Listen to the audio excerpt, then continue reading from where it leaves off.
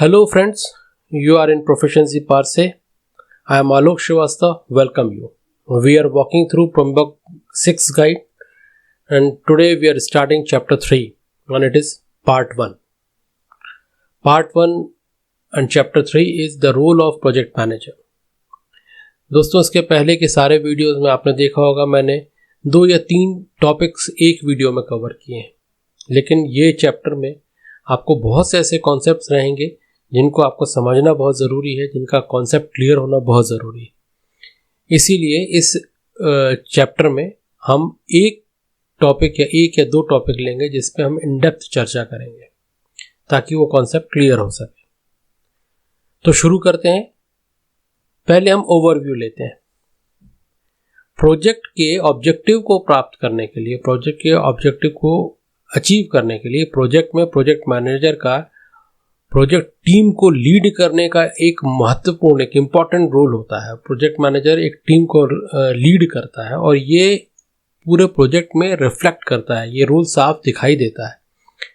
Project में project manager का involvement, project का यूजुअली तो ये होता है कि इनिशिएशन से क्लोजिंग के बीच में प्रोजेक्ट मैनेजर का इन्वॉल्वमेंट होता है, लेकिन देखा कई बार ये भी गया है कि प्रोजेक्ट मैनेजर को इनिशिएशन के भी बहुत पहले प्रोजेक्ट में इन्वॉल्व कर लिया जाता है ताकि वो जिस ऑर्गेनाइजेशन में काम कर रहा है उनके एग्जीक्यूटिव के साथ सलाह मशवरा कर सके, स्ट्रैटेजिक जो गोल्स हैं उसको अचीव करने के लिए वो टॉप लीडर्स, बिजनेस यूनिट जो हैं या टॉप लीडर्स हैं उनके साथ वो आइडियाज़ को शेयर कर सके और ऑर्गेनाइजेशन के परफॉर्मेंस को और अच्छा कर सके, अपने ऑर्गेनाइजेशन के परफॉर्मेंस को अलाइन कर सके अपने प्रोजेक्ट के साथ।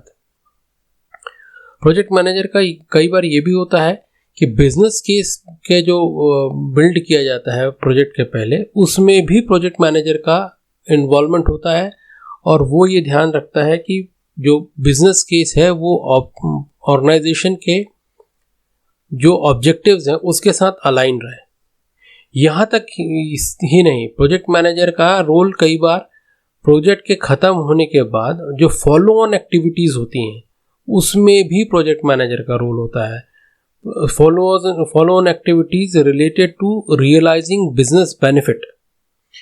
अब ये रियलाइजिंग बिजनेस बेनिफिट क्या होते हैं? कोई भी प्रोजेक्ट जो भी काम करता है उसका एक ऑब्जेक्टिव होता है, कोई बिजनेस रियलाइजेशन होता है, कोई बेनिफिट रियलाइजेशन होता है। जिस बेनिफिट को लेने के लिए या जिस बेनिफिट को प्राप्त करने के लिए वो प्रोजेक्ट अस्तित्व में आया। तो कई बार ऐसा भी होता है कि जो प्रोजेक्ट तो ख़त्म हो गया, अब वो ऑपरेशंस में है, तब जब वो प्रोजेक्ट ऑपरेशंस में होता है तब उसका ऑब्जेक्टिव जो है, उसका बेनिफिट रियलाइज होते हैं। तो इस प्रोसेस में भी प्रोजेक्ट मैनेजर का इन्वॉल्वमेंट होता है। हम साधारणतः प्रोजेक्ट मैनेजर को ऑर्केस्ट्रा के कंडक्टर के साथ एक कंपेयर करके देख सकते हैं। और ऑर्केस्ट्रा का कंडक्टर मतलब आपने कई बार देखा होगा, खूब सारे वायलेंस और म्यूजिकल इंस्ट्रूमेंट्स के साथ एक ऑर्केस्ट्रा रहती है और उसके बीच में एक कंडक्टर रहता है जो उसको कंडक्ट करता रहता है। तो हम प्रोजेक्ट मैनेजर को उस कंडक्टर के साथ कंपेयर कर सकते हैं। 3 पॉइंट में हम कंपैरिजन करते हैं। उसका पहला है मेंबरशिप एंड रोल्स। बड़े प्रोजेक्ट और ऑर्केस्ट्रा दोनों में बहुत सारे सदस्य होते हैं। ये सभी सदस्य अलग अलग भूमिका निभाते हैं। एक बड़े ऑर्केस्ट्रा में 100 से अधिक सदस्य हो सकते हैं जो 25 से अधिक इंस्ट्रूमेंट को ऑपरेट कर रहे होते हैं। सभी जो मेंबर्स होते हैं वो कंडक्टर के इशारे में बहुत ही मधुर संगीत प्रोड्यूस करते रहते हैं। ऐसा ही प्रोजेक्ट मैनेजर भी करता है। प्रोजेक्ट मैनेजर में एक लार्ज प्रोजेक्ट में बहुत से प्रोजेक्ट मेंबर्स होते हैं जिनकी अलग अलग भूमिका होती है। वो अपने अपनी भूमिका अपने अपने सामर्थ्य के हिसाब से करते हैं और प्रोजेक्ट मैनेजर की योजना और प्रोजेक्ट मैनेजर के लीडरशिप में एक शानदार प्रोडक्ट प्रोड्यूस करते हैं। दूसरा है रिस्पॉन्सिबिलिटी फॉर टीम। प्रोजेक्ट का जो भी प्रोडक्शन होता है, जो भी प्रोड्यूस कर रहा है प्रोजेक्ट, उसकी टीम, और ऑर्केस्ट्रा में जो भी म्यूजिक बज रहा है, जो मधुर संगीत निकल रहा है, उसकी जिम्मेदारी प्रोजेक्ट मैनेजर और कंडक्टर की ही होती है। मतलब टीम की पूरी जिम्मेदारी प्रोजेक्ट मैनेजर और कंडक्टर की होती है।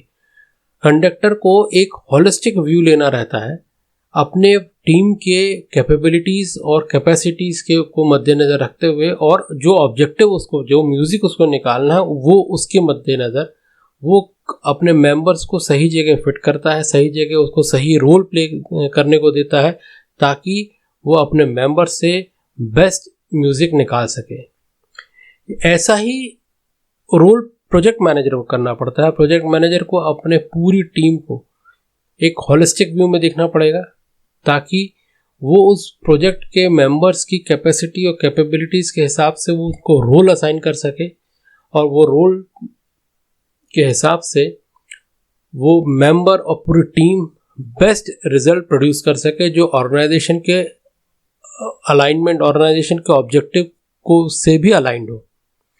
और साथ में प्रोजेक्ट मैनेजर की एक जिम्मेदारी और होती है कि वो प्रोजेक्ट टीम को, अपनी टीम को मोटिवेटेड रखे, उनको प्रोत्साहित करता रहे। इसके बाद है तीसरा है दोस्तों नॉलेज एंड स्किल। जिस तरह ऑर्केस्ट्रा का कंडक्टर सभी वाद्य यंत्रों को एक साथ नहीं बजा सकता, उसको एक टीम्स की जरूरत पड़ेगी, लेकिन उसके पास संगीत की समझ होती है जिसके सहारे वह मधुर संगीत निकाल पाता है। इसके लिए वो योजना बनाता है, सामंजस्य बनाता है और लिखित निर्देश देता है, रिटर्न कम्युनिकेशन करता है। और कंडक्टर रियल टाइम में भी, यानी परफॉर्मेंस के समय भी बीच में खड़े होकर निर्देश देता रहता है। उसी तरह प्रोजेक्ट मैनेजर भी सभी रोल प्ले नहीं कर सकता। उसके पास प्रबंधन का ज्ञान है, तकनीकी ज्ञान है, समझ है, तजुर्बा है। प्रोजेक्ट मैनेजर कम्युनिकेशन के द्वारा अपनी प्लानिंग, लीडरशिप और सामंजस्य, जो आपस में जो सदस्य हैं उनका सामंजस्य बिठाता है और उनको सामंजस्य और योजना उनको प्रोवाइड कराता है रिटर्न कम्युनिकेशन से। पीएम कम्युनिकेशन करता है तो वो लिखित भी हो सकती है और वर्बल भी हो सकती है। लिखित कैसे होगी? डॉक्यूमेंट्स के डेटा, डॉक्यूमेंट्स, रिपोर्ट, इसके द्वारा वो लिखित कम्युनिकेशन करेगा। और प्रोजेक्ट के एग्जीक्यूशन के समय वो वर्बल या नॉन वर्बल क्लूज देके भी कम्युनिकेशन करता है। इस चैप्टर में हम पीएम की भूमिका का एक संक्षिप्त अवलोकन करेंगे। इस विषय में दोस्तों स्टडी मटेरियल बहुतायत है, बहुत सा स्टडी मटेरियल है, बहुत से ऐसे लेख हैं, बहुत से ऐसे आर्टिकल हैं इस विषय में। सबको कवर करना मुश्किल है, ना पिम्बॉक गाइड के लिए पॉसिबल है, ना मेरे लिए पॉसिबल है इस एक वीडियो में कवर करना, लेकिन हम तब भी कोशिश करेंगे इसकी पीएम प्रोजेक्ट मैनेजर की भूमिका और उसके प्रोजेक्ट में इफेक्ट जो होते हैं उसको समझने की। अब हम बात करते हैं definition of project manager. PM का रोल, फंक्शन और ऑपरेशन मैनेजर से डिफरेंट होता है, अलग होता है। फंक्शनल मैनेजर मैनेजमेंट के दृष्टिकोण से, मैनेजमेंट के पॉइंट ऑफ व्यू से अपने यूनिट को या फंक्शनल कंपोनेंट की निगरानी रखता है, उसका काम मैनेजमेंट पॉइंट ऑफ व्यू से होता है। और ऑपरेशनल मैनेजर की जिम्मेदारी होती है कि वह बिजनेस ऑपरेशन को सुचारू ढंग से चलाए। लेकिन प्रोजेक्ट मैनेजर क्या रोल होता है? प्रोजेक्ट मैनेजर वो होता है जो अपने ऑर्गेनाइजेशन द्वारा नियुक्त है और किसी प्रोजेक्ट के टीम को लीड करने के लिए, और उस टीम का ऑब्जेक्ट क्या है? उस प्रोजेक्ट के ऑब्जेक्टिव को हासिल करना। मतलब प्रोजेक्ट मैनेजर जो है वो एक टीम को लीड करेगा, जो टीम का कलेक्टिव ऑब्जेक्टिव क्या है, उस प्रोजेक्ट के जो उद्देश्य हैं उनको हासिल करना। अब पिम्बॉक में इसकी क्या डेफिनेशन दी गई है मैं आपको पढ़ के बताता हूँ। The project manager is the person assigned by performing organisation to lead the team that is responsible for achieving the project objectives. तो अगले वीडियो में हम इसका अगला टॉपिक को पिक करेंगे। वो अगला टॉपिक है the project managers sphere of influence. मतलब जो प्रोजेक्ट मैनेजर है उसका प्रभाव का दायरा क्या होगा, वो किन किन लोगों को कैसे कैसे प्रभावित कर सकता है, वो हम अगले वीडियोस में देखेंगे। तब तक के लिए नमस्कार।